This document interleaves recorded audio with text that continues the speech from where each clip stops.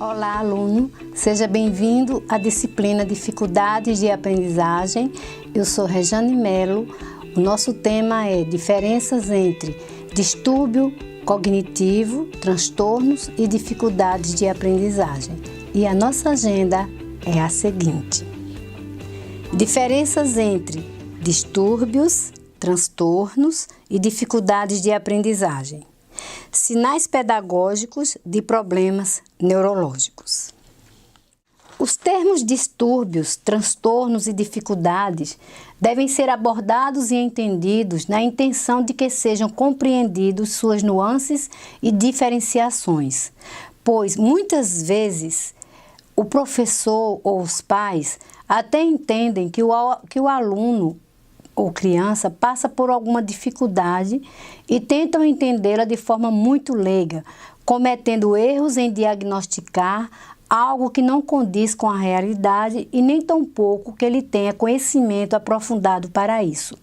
Portanto, em primeiro plano deve-se ter pelo menos uma ideia do que se trata, mas sem diagnosticar, porque isso só pode ser feito por um profissional capacitado, ou seja, neste contexto, os achismos, eles não são cabíveis. Quais as diferenças entre distúrbios, transtornos e dificuldades? Obviamente, é preciso estudar os termos na intenção de compreender as suas diferenças. No senso comum, é normal você ouvir as pessoas colocando esses nomes aleatoriamente, mas veremos que eles têm diferenças. Também é muito importante evitar o erro de diagnosticar algo que não se condiz com a realidade, com o que é verdadeiro. Assim, se esses aspectos aqui não forem seguidos, o que acontecerá com o aluno? Essa criança se torna uma vítima de insinuações e até mesmo de preconceitos que, na verdade, só fazem piorar a situação. Assim, nós vamos ter aqui, dentre os vários nomes, alguns que podemos colocá-los em evidência para entendermos todo esse contexto. Assim veremos o que é afecção, enfermidade, moléstia, distúrbio, patologia, psicose, transtorno e neurose. Obviamente, alguns deles serão priorizados devido à necessidade do momento. É importante que afirmar que uma criança é ou está doente é algo que merece bastante atenção. Para isso é necessário, a priori, rever o significado destas palavras, porque, se usadas indiscriminadamente, ela vai surtir o efeito contrário, ou seja, o uso dessas palavras sem saber o que é pode prejudicar ainda mais a autoestima da criança. Assim, vamos ter uma ideia agora dos principais nomes que são usados dentro deste contexto. Por quê? Porque a inserção e a inclusão do aluno são necessárias. E para incluir tem que se conhecer. Então vamos ver o termo, por exemplo, psicose. A psicose, ela se dá nas distorções na percepção da vida real do indivíduo. É como se ele vivesse fora da realidade. É um estado patológico. Eu gostaria de lembrar que esse nome patológico vem de patos, que quer dizer doença, ou seja, é um estado de alguém que está doente e que tem um comportamento antissocial através do descontrole e de uma agitação muito grande. E, é claro, alterna com momentos de agressividade. Também podemos falar sobre a neurose. A neurose é característica de desordens de sentidos e movimentos causados por efeitos gerais do sistema nervoso. Também é conhecido como psiconeurose ou distúrbio neurótico. você nota que em relação à psicose, ela é mais suave. E o que é o distúrbio? O distúrbio, ele não é uma distorção, não é uma desordem, ele é uma perturbação ou mesmo um mau funcionamento de um órgão ou de uma função vital, um distúrbio mental ou anomalia funcional de um órgão ou sistema. É importante que estes termos devem ser bem esclarecidos para e pelo docente, para que possa, de alguma forma, atenuar, ajudar ou mesmo contribuir para uma melhoria do processo de ensino e aprendizagem, além de proporcionar a inserção e inclusão da criança dentro do ambiente escolar. Aí nós vamos ver também que a questão de taxar um aluno de doença, também que ele está doente, também deve ser revisto, porque a doença, ela tem características de sinais e sintomas que afetam um ser vivo, ou seja, que essas alterações podem ser na questão física ou na questão mental, e que esses fatores, eles podem ser exógenos ou eles podem ser endógenos. Exógenos, eu chamo a atenção para de exterior, e eu chamo a atenção para endógenos, interior, ou seja, uma pessoa pode adoecer por fatores internos ou por fatores externos. E o importante nisso tudo é que todos esses termos colocados aqui, eles são genéricos e significam que há, de alguma forma, algum tipo de desvio do estado normal das pessoas. Ainda continuando, nós estamos ainda vendo as diferenças entre distúrbios, transtornos e dificuldades de aprendizagem. Neste contexto, eu gostaria que ficasse bem claro que demos uma ênfase maior a distúrbios e transtornos, porque ele, com dificuldades de aprendizagem, eles se tornam a tríade de 3, conceitual para o desenvolvimento e possível entendimento da nossa disciplina. Então, distúrbios e transtornos são problemas que afetam a capacidade da criança de receber, processar, analisar ou armazenar informações. O que é que podem causar? Podem dificultar a aquisição pela criança de habilidades de leitura, escrita, soletração e resolução de problemas matemáticos. Daí vem aquelas siglas, né? DAM, dificuldade de aprendizagem na matemática. DALI, dificuldade de aprendizagem na leitura e assim por diante. Está relacionado com um grupo de dificuldades específicas e pontuais, caracterizadas pela presença de uma disfunção neurológica. A criança com distúrbio não apresenta desempenho compatível com a sua idade. Continuando nesse contexto, veremos também os distúrbios e os transtornos e suas consequências. Quais são elas? Falta de oportunidade de aprender. Descontinuidades educacionais resultantes de mudanças de escola. Traumatismos ou doença cerebral adquirida. Comprometimento na inteligência global. Comprometimentos visuais ou auditivos não corrigidos. Nesse contexto, nós podemos fazer uma abordagem mais separada de distúrbios e transtornos. Eu poderia resumir que distúrbios se refere, os distúrbios se referem a algo que atrapalha, ou seja, é um desajuste, passa 40% a 42% da população que pode apresentar isso aí na questão da aprendizagem. Entram nesse contexto algumas palavras que serão esclarecidas no decorrer das nossas aulas, que são a dislexia, descalculia, disgrafia, hiperatividade, déficit de atenção, distúrbios cognitivos. E, obviamente, precisam de um diagnóstico clínico.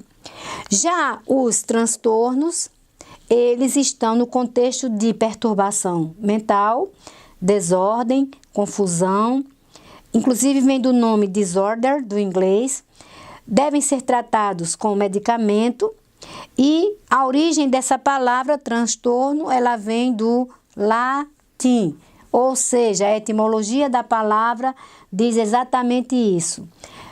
Trans, trazer de volta, e torno, sofrimento e dor. Transtorno daria esse contexto. Ainda falando sobre essa tríade, distúrbio, transtorno e dificuldades, veremos agora o termo dificuldades de aprendizagem, que é muito comum você ver pela sigla DA.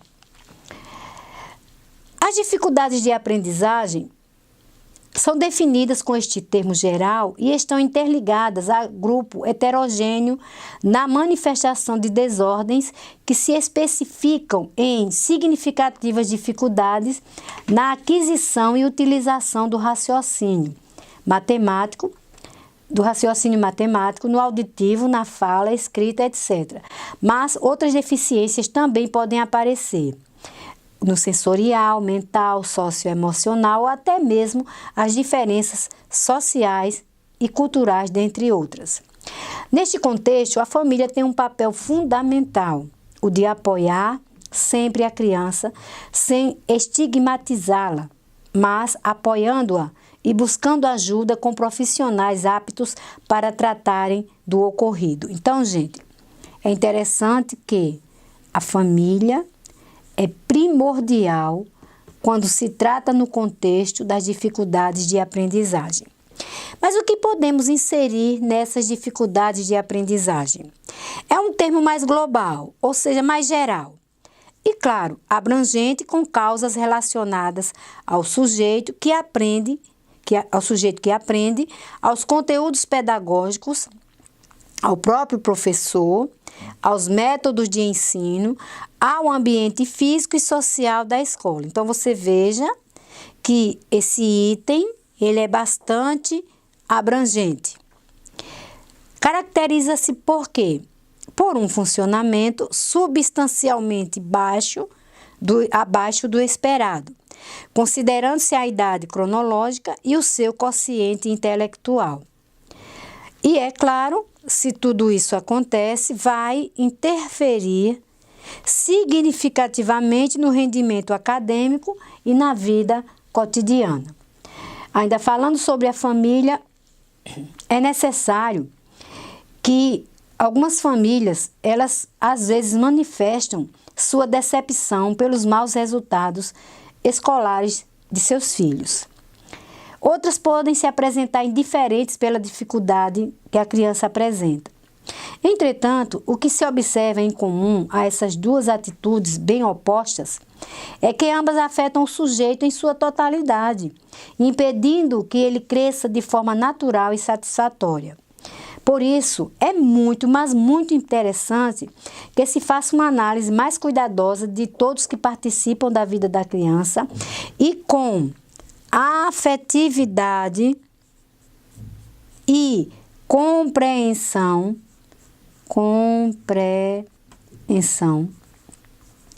se possa ter uma ideia de ajudar essa criança a ter um resultado satisfatório. Obviamente, para isso, muitos pontos devem ser bem considerados antes de se rotular uma criança de apta ou inapta ao processo de ensino e aprendizagem. Continuando, nós vamos agora fazer um pequeno resumo. Dificuldade ou distúrbio de aprendizagem Dificuldade de aprendizagem. Relacionado a problemas de ordem pedagógica e ou sociocultural, e logo o problema central não é apenas no aluno. Muitas vezes se coloca no centro de tudo o aluno, e ele é apenas uma vítima da questão pedagógica da escola ou do próprio professor, e também uma questão social na própria família, com pais que brigam muito, ou uma família que está desgastada, ou pais separados, podem interferir nessa questão. Já os distúrbios de aprendizagem, eles são diferenciados, porque sugerem a existência de um comprometimento neurológico e de funções específicas. Então, veja bem, dificuldade de aprendizagem tem muito a ver com questões externas. Distúrbios de aprendizagem tem muito a ver com questões internas. Mas o que é interessante lembrar nisso aí é que, tanto na dificuldade quanto no distúrbio, a criança apresenta um nível normal de inteligência. Portanto, a criança, em muitos casos, pode apresentar um distúrbio que dificulta o total entendimento nas aulas, nos assuntos, etc., mas este é externado em graus diferentes de intensidade e sua evolução também pode ser de forma silenciosa, tornando-se crônica. Daí, há necessidade de um tratamento e um olhar mais amplo no contexto da observação daquele aluno que não tem o mesmo ritmo dos outros. Daí também a importância de um diagnóstico o mais cedo possível, que é imprescindível para que haja uma cura e um tratamento adequados. Ademais, na fase adulta, por causa desse baixo rendimento, o aluno pode levar para toda a sua vida muita baixa autoestima, sensação de fracasso, apatia, impotência, lentidão, desmotivação e uma baixíssima autoconfiança, o que vai prejudicar toda a sua vida futura. Ainda nessa questão, vamos agora abordar os sinais pedagógicos de problemas neurológicos. Alteração escolar associado e comportamentos diferentes em outros ambientes.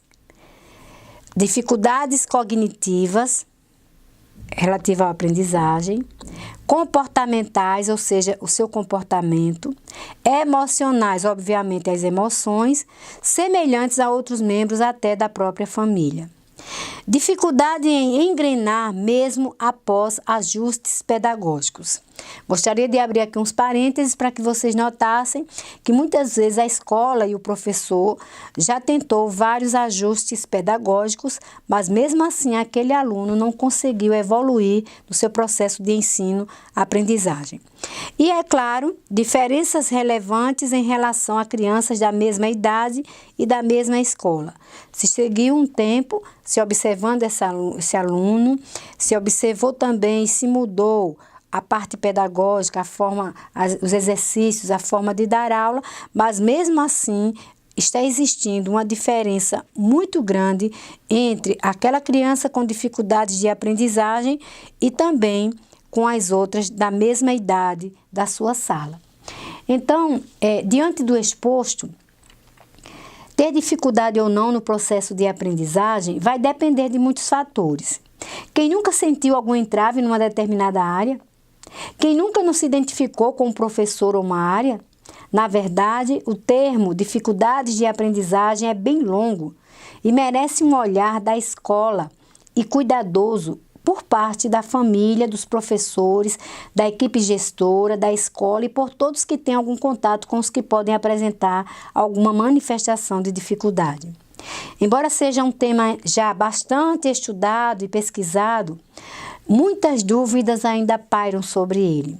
Na verdade, há uma tendência a se focar nesse assunto como sendo um transtorno de aprendizagem específico, mas é necessário saber que ele é multifatorial, ou seja, ele apresenta vários diversificados fatores, o que pode entrar na questão do biológico, mas também da família, do ambiente escolar, dentre outros.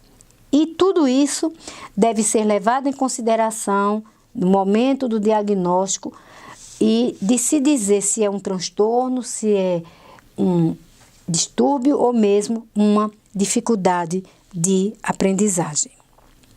Continuando, a aprendizagem, ela não está inserida apenas no contexto da escola. Na verdade, diante de tudo isso, sabemos que a aprendizagem, ela é multifacetada, ou seja, ela apresenta várias faces. Por isso, deve-se ter uma união entre a escola, a família e os grupos sociais. Diante desse contexto, não tem como se buscar sozinho um grupo social desses, tipo, só a escola estar presente no momento do ensino-aprendizagem. Todos precisam se dar as mãos para garantir este momento. Portanto, conhecer e estudar mais este tema é deveras importantíssimo, pois propicia um olhar verdadeiro e sem preconceito para os que passam por algum desses problemas. E tudo isso irá ajudar na descoberta das verdadeiras causas e o encaminhamento para um profissional que dará o diagnóstico correto e o tratamento será feito mais cedo, proporcionando uma vida sem problemas desse tipo. Assim, chegamos à conclusão que o papel do professor é importantíssimo neste contexto. Muitas vezes, este aluno com dificuldades de aprendizagem, ele só tem você para ajudá-lo. Ficamos por aqui.